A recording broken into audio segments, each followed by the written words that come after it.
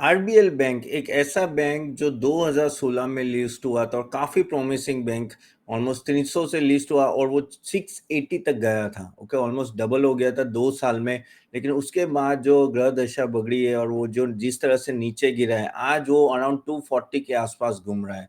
और ऑलमोस्ट कितने 2016 2024 8 साल में इस बैंक ने कोई ग्रोथ नहीं दिखाया, प्राइस हाइक नहीं हुई है, यानी स्टॉक शेयर होल्डर को इतना रिटर्न ही नहीं दिया है।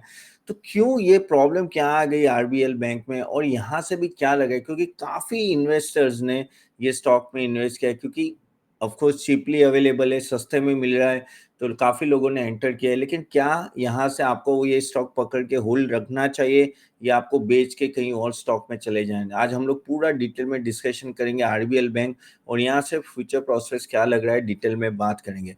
तो चलिए बात करते हैं आरबीएल बैंक की। और मैं विटामिन में जब प्रेजेंटेशन ओपन करता हूँ, मीनवाइल गाइस, बिफोर आई गो, अगर आपने अभी तक हमारी चैनल को लाइक और सब्सक्राइब नहीं किया है तो do like it.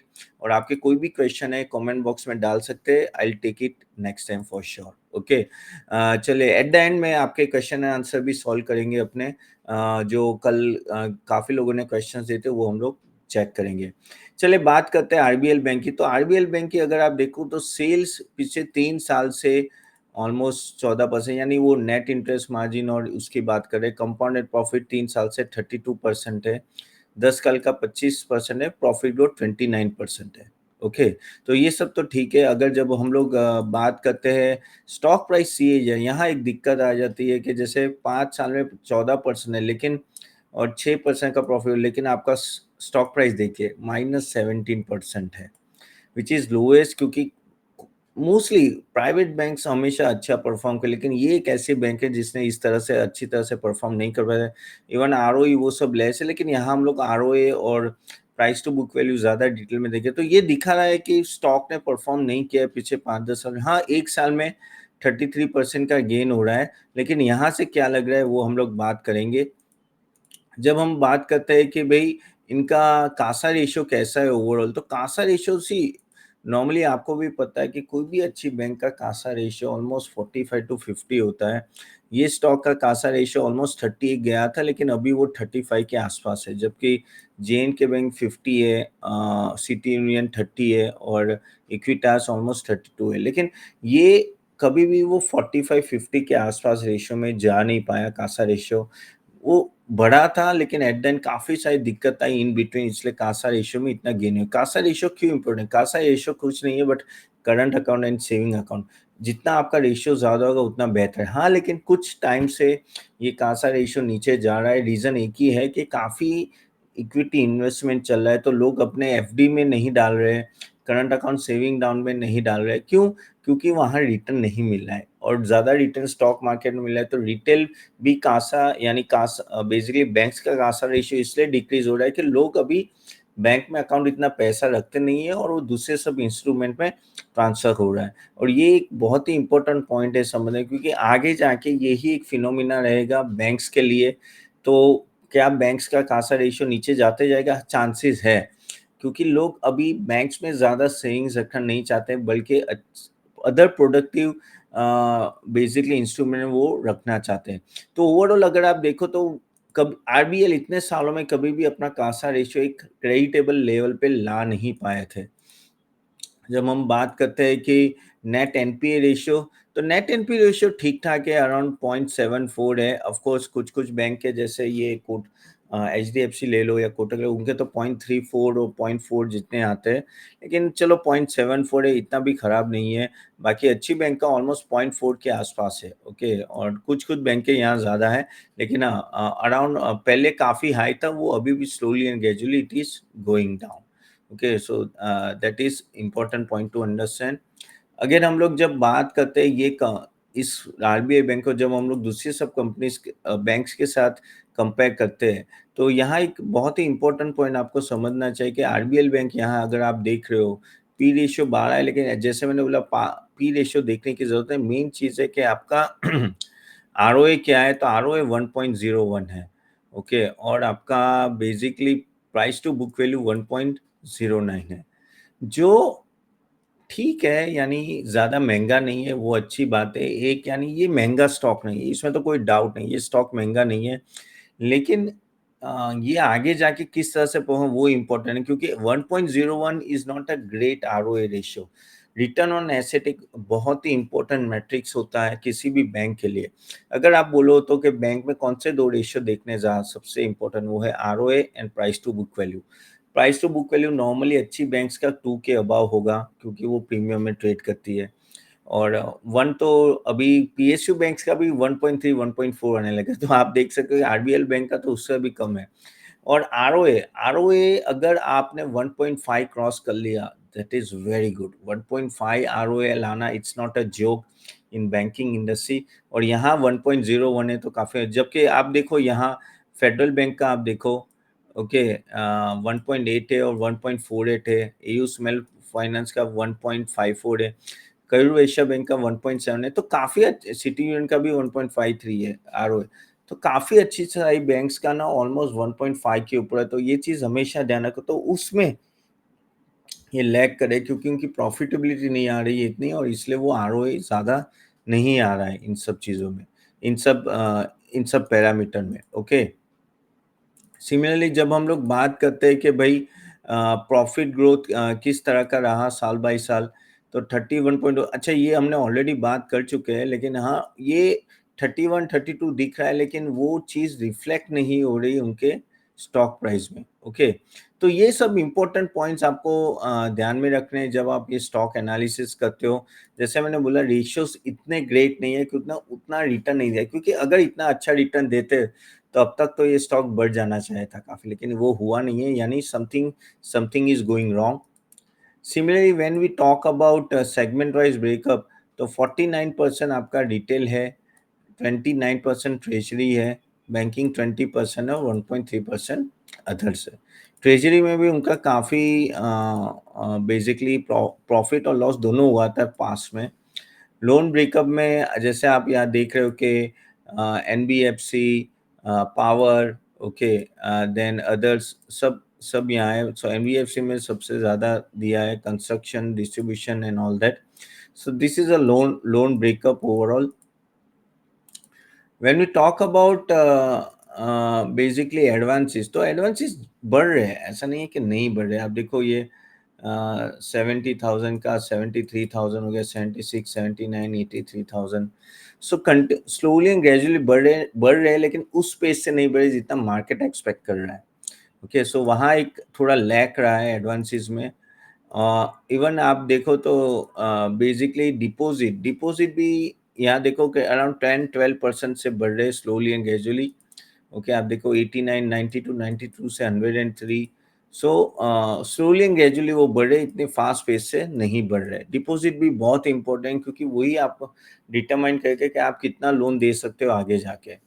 Okay, similarly profitability अगर हम लोग बात करें ना, तो वो आप देख सकते हो कि ROA slowly and gradually inch up हो रहा है, लेकिन स्लो स्पेस में। नेट प्रॉफिट भी बढ़ रहा है, नेट प्रॉफिट भी बढ़ रहा है। और एक ये है स्टैंड अलोन और एक है कंसोलिडेटेड। तो 2 क्वार्टर में इतना बड़ा नहीं था, लेकिन हाँ यहाँ एक अच्छा खासा 10% का इंक्रीज आ रहा है। तो स्लोली एंड ग्रेजुअली कछुए की चाल से ना ये स्टॉक का रिजल्ट बढ़ रहा है। जब हम लोग एसेट क्वालिटी की बात करें, तो जैसे मैंने बोला ना कि उनका एसेट क्वालिटी अभी काफ़ी नीचे आ रहा है, वो अभी 0.74 है। ओके, 0.74 है, विच इज़ क्वाइट अ लो है, जबकि ग्रॉस आपका 2.65 है।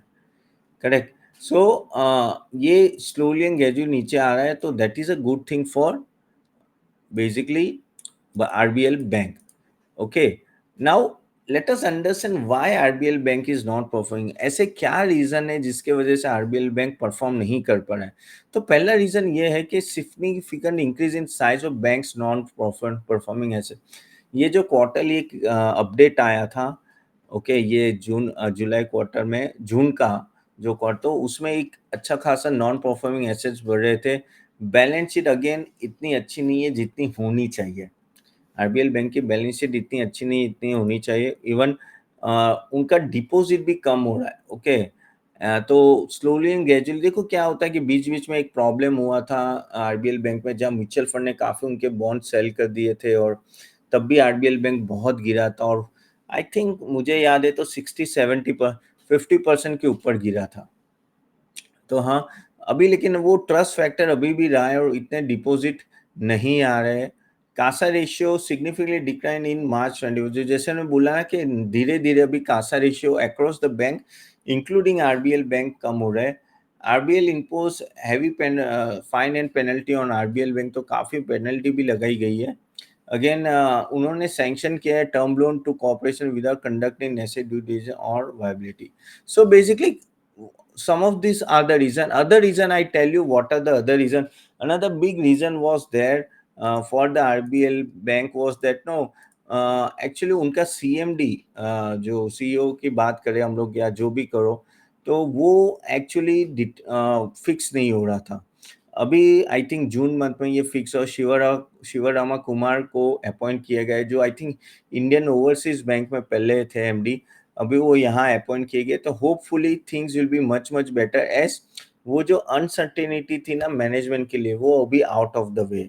तो ये चीज आपको ध्यान में रखना है। लेकिन हाँ, ओवरऑल अगर मैं आरबीएल बैंक की बात करूँ, ये आरबीएल बैंक काफी प्रॉमिसिंग था पास्ट में जब ये लॉन्च हो, लेकिन somehow RBL bank is not able to perform against his peers, और उस तरह का उन्होंने अच्छा रिजल्ट भी नहीं दिया है, और धीरे धीरे अभी एनपीए भी बढ़े। तो इसके वजह से you have to be careful. आप बोलोगे is it a value stock? 100% बहुत ही सस्ते में मिल रहा है अभी compare to all its peers, but whether it will perform in a same manner which we are thinking और बाकी सब अदर बैंक्स जिस तरह से ग्रो रहे, तो एक डाउट आ जाता है आरबीएल बैंक के लिए। तो एज ए इन्वेस्टर ये चीज आप ध्यान में रखें जब आप इन्वेस्ट करो, और आप ऑलरेडी इन्वेस्टेड हो गाइस। ये जो पॉइंट्स मैंने आपको बोले वो बहुत ही इंपॉर्टेंट पॉइंट्स है टू अंडरस्टैंड। अगर ये पॉइंट्स अगर आप समझ के नो इन्वेस्ट करोगे, I think things will be much much better for you. तो चले, ये था आरबीएल बैंक के लिए। होप आपको ये एनालिसिस अच्छा लगा। Please do like and share this, और आपके कॉमेंट्स कमेंट बॉक्स में डालिए कि आपके पास आरबीएल बैंक है, और आपके पास और भी कोई क्वेश्चन है तो आप डाल सकते हो। चलिए, अब हम लोग क्यूएनए करते हैं। क्यूएनए जो लास्ट टाइम जो हमें क्वेश्चन आंसर आए थे, क्वेश्चंस पूछे गए, तो उसमें तो बीडी जेवी 783 बोल रहे हैं कि रेलवे का वीडियो बनाइए। तो yes, what we are planning this Friday night 9 PM will do a railway sector analysis, जहां हम लोग काफी डीप डाइव करेंगे रेलवे सेक्टर में और रेलवे स्टॉक्स में ऑल्सो। जैसे आपने अगर पिछले बार का फ्राइडे का लाइव सेशन नहीं देखा, वो प्लीज जाके देखिए, क्योंकि उसमें मैंने डिफेंस सेक्टर का पूरा डिटेल में डिस्कशन किया था। इस बार हम लोग रेलवे करेंगे, फिर ऐसा हो तो नेक्स्ट वीक हम लोग रिन्यूएबल्स भी कर सकते हैं। ओके, फिर धर्मेश दोषी बोल रहे 1448 के प्लीज गिव एडवाइस ऑन शक्ति पंप। शक्ति पंप्स ऑनेस्टली धर्मेश जी बहुत ही अच्छा परफॉर्म किया है पिछले एक साल में, और क्या बम्पर रिटर्न, और 60 का स्टॉक अभी 4100 के आसपास है। ये रैली चल रही है, ये रैली बढ़ रही है और बढ़ने रुकने का नाम नहीं ले रही। तो आप एक काम कीजिए, आपको चाहे तो शक्ति पंप से ना आप एक स्टॉप लॉस लगा सकते हो, और अगर वो स्टॉक नीचे आता है तो स्टॉप लॉस से हिट हो जाएगा। लेकिन at the end of the day I think जब इतना स्टॉक भाग जाता है ना, you should be little bit careful on that. Okay, then Kamal Kamal ji Kaur बोल रहे कि क्या करना है आईटीसी स्टॉक का, and what is the ITC target by 2024? Kamal ji, being a SEBI registered research analyst, I cannot give you a target, but yes, if you want to know how to do it and how we are already providing to the our members, आपको ये नीचे एक link देंगे workshop का, वो आप attend कर सकते हो, you will come to know. But yes, ये टारगेट तो बोल नहीं सकता, लेकिन ITC will be a decent runner. ऐसा कुछ नहीं है कि पहले जो पीछे कहते हैं ना, एक साल पहले जो 1.5 साल जिस तरह से आईटीसी भागा था, I don't think that good days are over. I do think that good days are over. तो अभी जो होगा वो करंट रिजल्ट पे होगा, और किस तरह से आईटीसी नो परफॉर्म कर पाती है। तो मेरे हिसाब से इतने लंबे टारगेट मत सोच के चलो कि ये बहुत बड़ा डबल हो जाएगा, ये हो जाएगा। हाँ, कोई डिसेंट टारगेट है, 10 to 15% आप यूज कर सकते हो। लेकिन गाइस अगेन, जो मैं यहाँ बोल रहा हूँ वो कोई स्टॉक रिकमेंडेशन नहीं है, अनलेस जस्ट स्टॉक सजेशन है और कुछ नहीं है। तो being a SEBI registered research I have to disclose that we give stock recommendation, लेकिन वो हम लोग देते हैं स्टॉक रिकमेंडेशन सर्विस में ही। Okay, what about Patanjali foods? Patanjali foods is overall initially it was quite promising, लेकिन जिस तरह से मैनेजमेंट इन्वॉल्व हो रही है काफ़ी सारी चीज़ों में और जिस तरह से नाम बदनाम हो रहा है पतंजलि का, तो थोड़ा एक डाउट आ जाता है कि सही में क्या ये कर पाएंगे और सही में क्या कंपनी इस तरह से आगे बढ़ सकती है, क्योंकि at the end of the day no management are the captain of the ship. और honestly speaking I am not getting confidence on the company's management जो पतंजलि करे, तो इसलिए मैं तो बाय नहीं पड़ूंगा। Again just a suggestion, please do your own research before investing. Okay, Deepak Deepak Lakhotia बोल रहे हैं कि भाई HDFC bank basically shall I buy now. HDFC bank of course मैंने जैसे बोला कि no, it will be a very slow mover but it will be a consistent mover. तो 13-15% सोच के चलो तो HDFC bank is good. Otherwise आप अगर उससे आगे का सोचो तो आई डोंट थिंक ये इतना रिटर्न आपको दे सकता है। अब हम बात करते हैं कोमल की, बात करें कोमल एम श्रीनिवारमन नायर, उन्होंने बोला कि can I buy ITC stock. ITC stock जैसे मैंने कल ही रिपोर्ट में बताया कि ये स्टॉक ऐसा है कि जहां आपको डीमर्जर की राह देखनी है और वैल्यू अनलॉकिंग होता है। तो अगर आपको बेसिकली देखो कि भाई हाँ डीमर्जर आने वाला है 6 महीने 1 साल में, लेकिन मुझे अभी इन्वेस्ट करके रखना है, तो आपकी मर्जी, आप कर सकते हो। लेकिन मैं इतना वो बुलिश नहीं हूँ। Again suggestion from my education point, not a recommendation, लेकिन I am not so much bullish, so I'll not go and buy this stock because there are lot more permutation combination going on, जो अगर आप कल का video देखोगे तो आपको पता चल जाएगा। ठीक है, देन ज्योतिन बोल रहे हैं कि what do you think about the market now, will it go up. Market अगर आप आज की बात करो तो मार्केट में क्या हुआ, मार्केट में एक अच्छी खासी प्रॉफिट बुकिंग आई, और ये प्रॉफिट बुकिंग लाजमी थी क्योंकि at the end of the day एक 45 डिग्री एंगल पे तो नहीं चल सकते ना हर वक्त ना, कुछ तो फॉल बैक आएगा। तो ये एक ऐसे कि ऐसे ये सब हेल्दी करेक्शन है, टेंशन लेने की जरूरत नहीं है। लेकिन हर एक डीप आपको यूज करना है कोई अच्छे स्टॉक को बाय करने का, क्योंकि at the end of the day अगर आप अच्छे स्टॉक से लेकर तो वही आपकी नैया पार कराएगा, क्योंकि ये बहुत इंपॉर्टेंट। और इसलिए एक प्रोसेस फॉलो किया जाता है, जैसे मैंने अभी आपको बताया था एक प्रोसेस है आरबीएल बैंक का। सिमिलरली हमारे वर्कशॉप में भी हम लोग ये बताते हैं कि किस तरह से आपको स्टॉक सिलेक्ट कर सकते हैं। तो चलिए गाइस, ये था ओवरऑल सिनारियो आज का। और when we talk about RBL bank, थोड़ा प्रॉब्लम में है, लेकिन देखते हैं आगे आगे क्या होता है। लेकिन हाँ, बहुत ही अंडर परफॉर्मेंस है आरबीएल बैंक का, लेकिन देखना है if they are able to perform in future also और नॉट। चलो, thank you very much guys, so thank you for attending this session और I will see you soon. You can put your question in the comment box. Okay, see you then. Bye bye.